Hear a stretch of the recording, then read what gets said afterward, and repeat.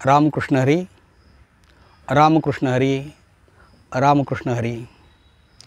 ब्रह्मानंदम परमसुखदम केवलम ज्ञानमूर्तिम द्वंद्वातीतं गगनसदृशं तत्त्वमस्यादिलक्ष्यम् एकं नित्यं विमलमचलं सर्वधी साक्षीभूतं भावातीतं त्रिगुणरहितं सद्गुरुं तं नमामि.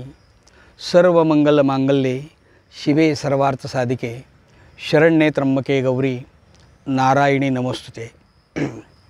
मी किसन महाराज चौधरी पसायदान यूट्यूब चॅनलवरून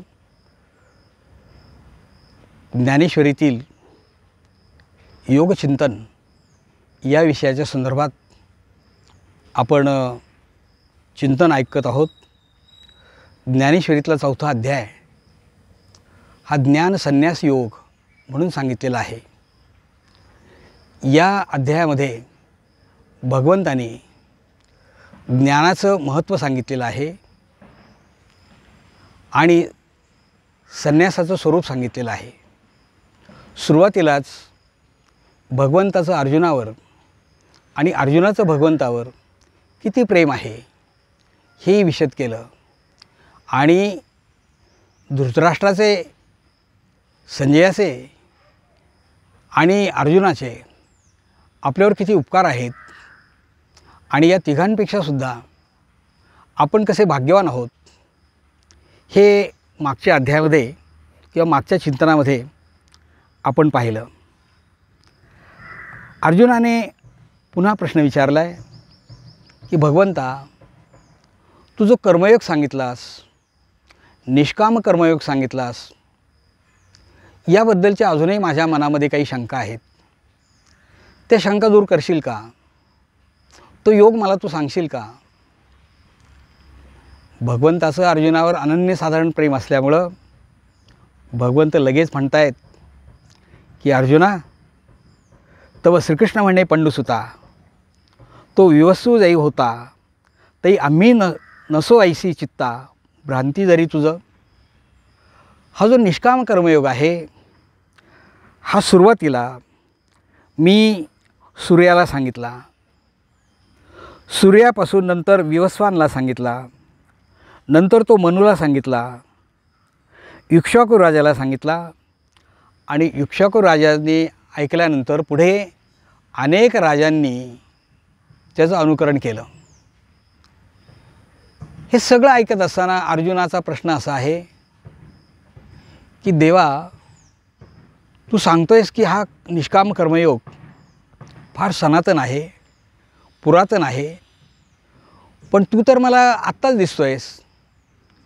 विवस्वान राजा किंवा इक्ष्वाकू राजा हा माझ्या पूर्वजांनी पाहिलेला नाही आणि त्यांना तू हे सांगितलंस हे मला काही पटत नाही. मला याबद्दल थोडा संभ्रम आहे, मला याबद्दल थोडी शंका आहे. मग अर्जुनाची शंका दूर करण्यासाठी भगवंत म्हणतायत, अर्जुना, तुझ्या मनामध्ये ही भ्रांती आहे की त्यावेळेला मी नव्हतो, पण असं नाही. माझे अनेक जन्म होऊन गेलेत, अनेक युगामध्ये मी जन्म घेतलेला आहे. ज्ञानामुळं माझे जन्म कोणते आहेत ते मला आठवतात. अज्ञानामुळं तुझे पूर्वीचे जन्म तुला आठवत नाहीत. पण ज्या ज्या वेळेला मी होतो त्या त्या वेळेला तू सुद्धा होतास, पण अज्ञानामुळं तुझे जन्म तुला आठवत नाहीत आणि करता करविता सगळा काही मीच असल्यामुळं मला हे सगळं आठवतं. तरी तू गा हे नेणसी पै जन्मे आम्हा तुम्हासी बहुते गेली परी तियेन स्मरसी आपुली तू. अनेक जन्म तुझा झालेला आहे, परंतु अज्ञानामुळं हे तुझ्या लक्षात येत नाही. ज्या ज्या वेळेला मी होतो त्या त्या वेळेला तू सुद्धा होतास. आणि म्हणून अर्जुना, अनेक युग झाली. भगवंताने आपल्या अवताराचं कार्यही सांगितलं की यदा यदा हि धर्मस्य ग्लानिर्भवति भारत अव्युत्थानम धर्मस्य तदात्मानं सृजाम्यहम परित्राणाय साधूनां विनाशाय च दुष्कृतां धर्मसंस्थापनार्थाय संभवामि युगे युगे. खरं तर देहाचं सेवन करण्याच्या नादात लोक देवच विसरून गेले. भोगवाद बोकाळला, चंगळवाद बोकाळला आणि मग अधर्म वाढू लागला. जेव्हा जेव्हा अधर्म वाढतो त्या वेळेला धर्माला ग्लानी येते, सज्जनांना त्रास होतो, दुष्टांचं फावतं. अशा वेळेला सज्जनांचं रक्षण करण्यासाठी, दुष्टांचं पारिपत्य करण्यासाठी आणि धर्माची स्थापना करण्यासाठी पुन्हा पुन्हा मला जन्माला यावं लागतं. पुन्हा पुन्हा मला जन्माला यावं लागतं. यदा यदा हि धर्मस्य ग्लानिर्भवति भारत अभ्युत्थानम धर्मस्य तदात्मानं सृजाम्यहम्.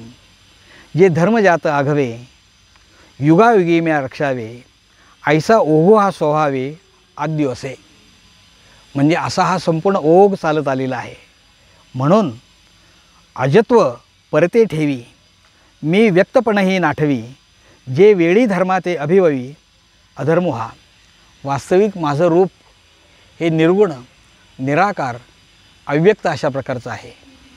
परंतु धर्माच्या रक्षणासाठी मला मूर्त रूप घ्यावं लागतं.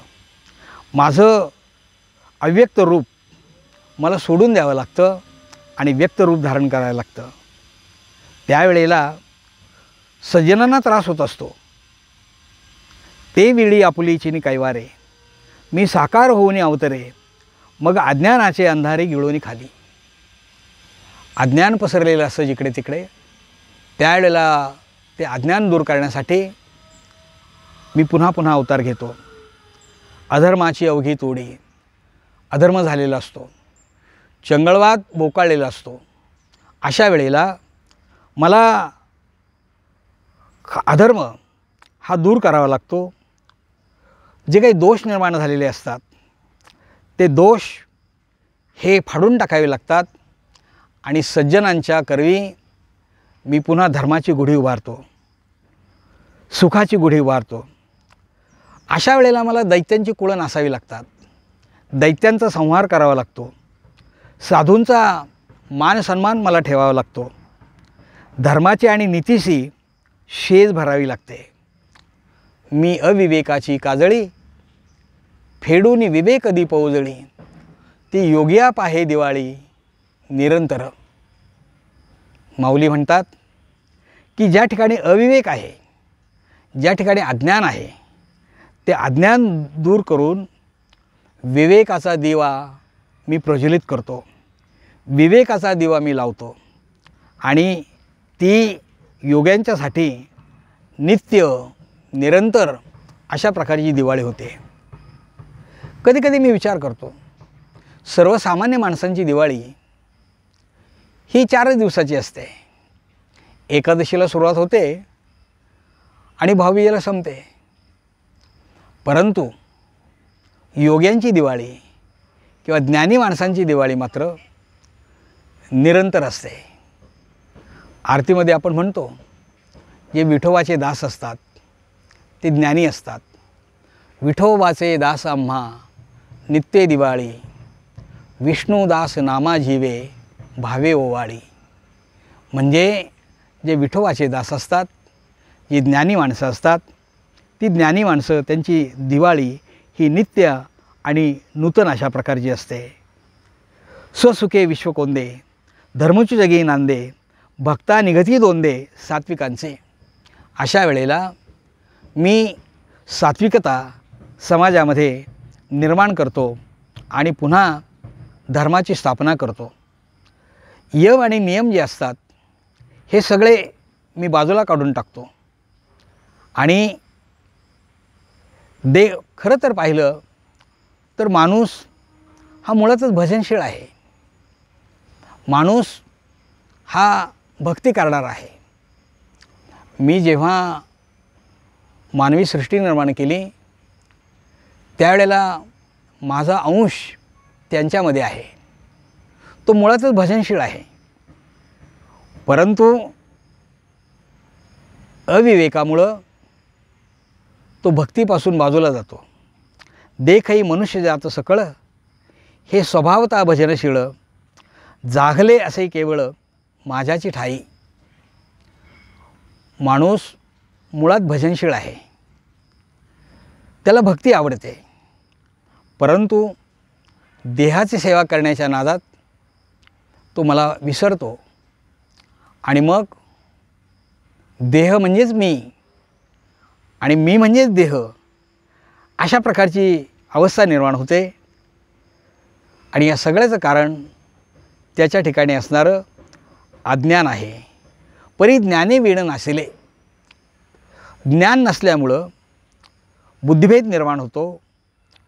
मग एकामध्ये सुद्धा तो अनेकत्व पाहू लागतो.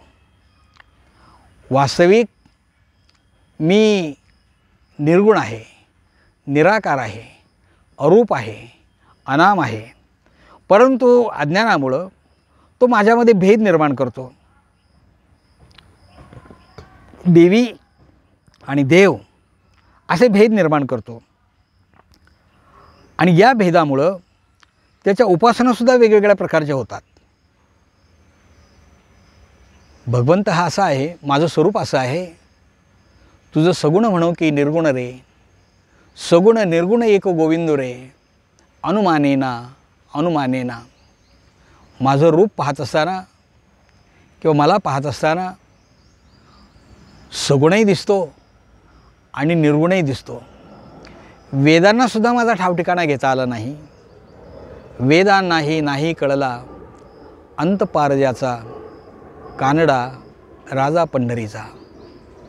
म्हणजे वेदसुद्धा म्हणतात नेती नेती म्हणते गोविंदो रे, न इति न इति, कळत नाही कळत नाही, वेदसुद्धा म्हणतात.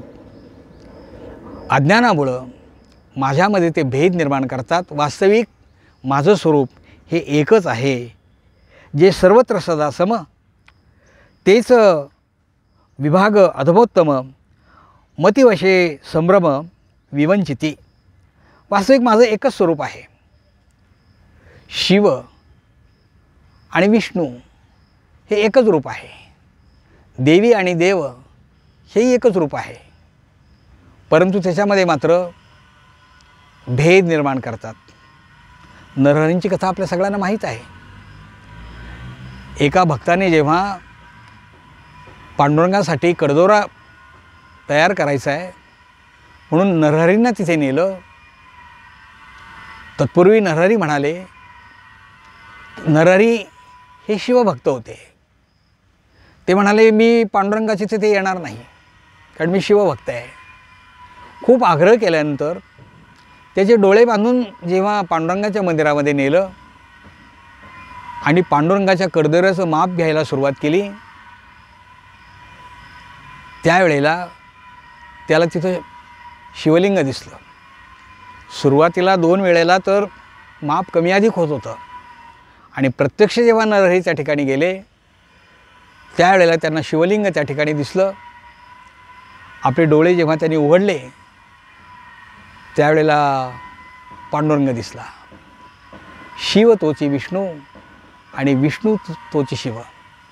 म्हणजे हरी आणि हर यामध्ये भेदाभेद करू नका, हाच विचार या कथेच्या मागून आपल्याला दिसतो. जसं ज्याचं कर्म असतं त्याप्रमाणेच सगळं काही त्याला दिसत असतं. जसं आपण पेरतो तसंच उगवतं.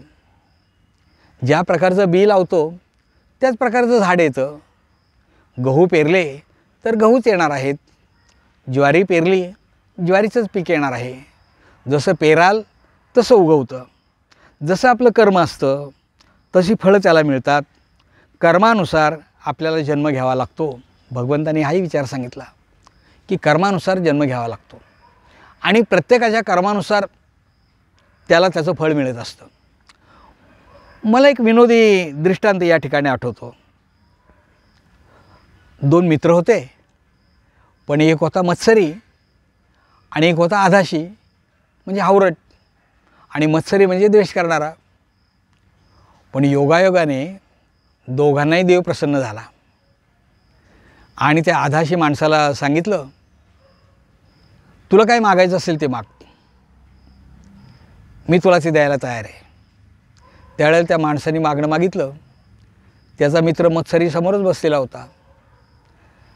त्याला जेव्हा मागणं मागितलं, देवा माझा एक डोळा कायमचा घालून टाक. देवाने सांगितलं तसाच तो. मत्सरी माणसाकडं विचारलं की तुला काय मागायचं असेल ते माग. तेव्हा त्या मत्सरी माणसाने पण देवाकडे हेच मागणं मागितलं की देवा मला जे काही देशील ना, त्याला जे काही देशील त्याच्या दुप्पट मला दे. देवाने हो म्हणून सांगितलं आणि त्याने मागणं मागितलं, देवा माझा एक डोळा कायमचा घालून टाक. मग त्याचे दोन्ही डोळे जातील. म्हणजे जशी आपली कर्म असतात त्याप्रमाणेच फळ मिळतं. माऊली म्हणतात, जैसे क्षेत्री जे पेरिजे ते वाचुनी आन न निपजे, का पाहिजे त्याची देखिजे पडिसाधू होऊन उठे. म्हणजे जसं पेरतो तसंच उगवतं. माणसं जी वर्तन करतात त्याच्या पाठीमागे 2-3 कारणं असतात. पहिलं कारण आहे प्रकृती. प्रकृतीनुसार त्याचं वर्तन घडत असतं. सत्व, रज आणि तम अशा 3 प्रकृतीने आपला देह तयार झालेला असतो. सात्विक प्रवृत्तीची माणसं आहारही सात्विक घेतात आणि सात्विक पद्धतीने वागतात. रजोगुणी माणसं आहारही रजोगुणी घेतात आणि त्या पद्धतीने वागतात. तमोगुणी माणसांचं असंच असतं. आणि सत्व, रज, तम या प्रकृतीनुसार माणसं ही वागत असतात.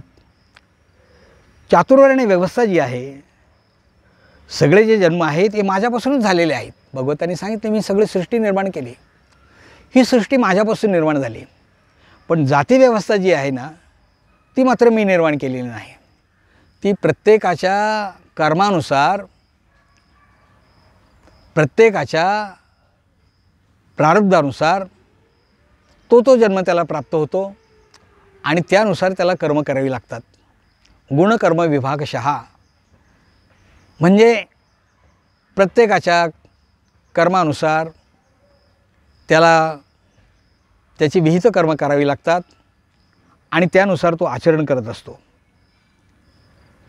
मग म्हणून ऐके पार्था हे वर्णभेद संस्था मी करता नव्हे सर्वता याची लागी.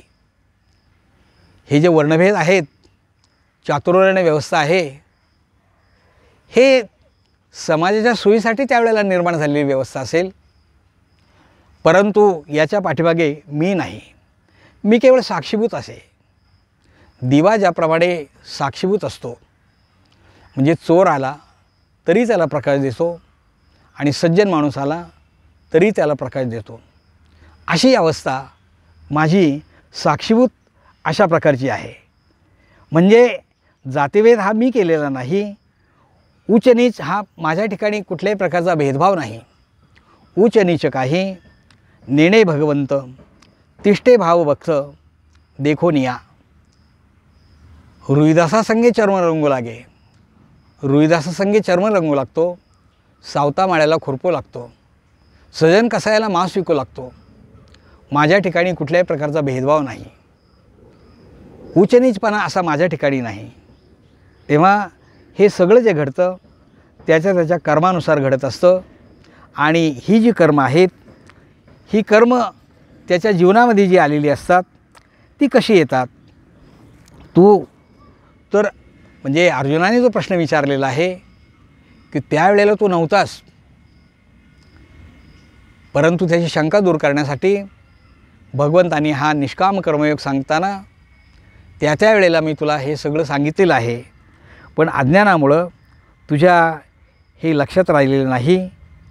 तेव्हा हे लक्षात ठेव. मग वर्णाश्रमाशी उचित जे विशेष कर्म विहित तेही ओळखावे निश्चित उपयोगासे.